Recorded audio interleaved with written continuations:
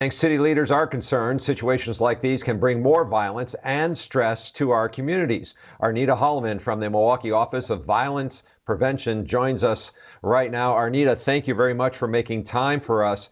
I know your team was out there during the unrest and the violence yesterday. What was going on? What caused this situation?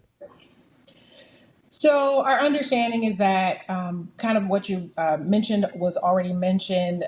Folks were looking for some missing teens. We don't have a lot more information than you all have so far. There's still much more information that needs to come out around what happened. However, things escalated to a point that it turned into the home being burned. I believe a car being burned.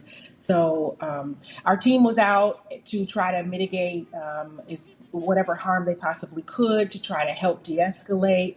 What happens in situations where you have large crowds is that, given our team, folks from our the Office of Violence Prevention team and the 414 Life team being out, we're small in number in comparison to what you would need to have a significant impact in terms of de-escalating really large crowds.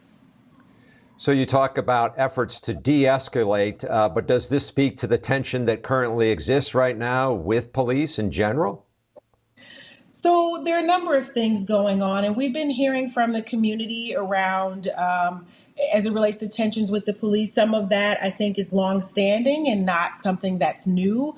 Obviously, there are things going on with the protests that have been ongoing over 20 days now, and then the outcry from the community about concerns about missing children and how that's handled. So there's still, again, a lot more that we don't know about the situation.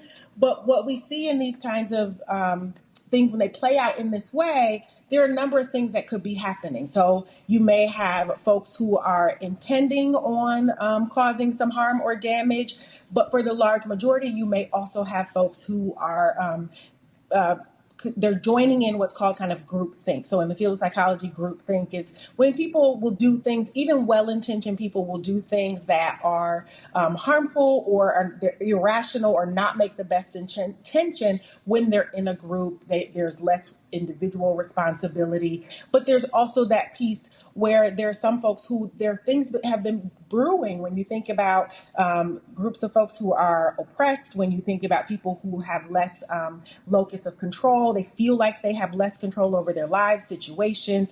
And this may be a situation where some folks are able to get off some steam.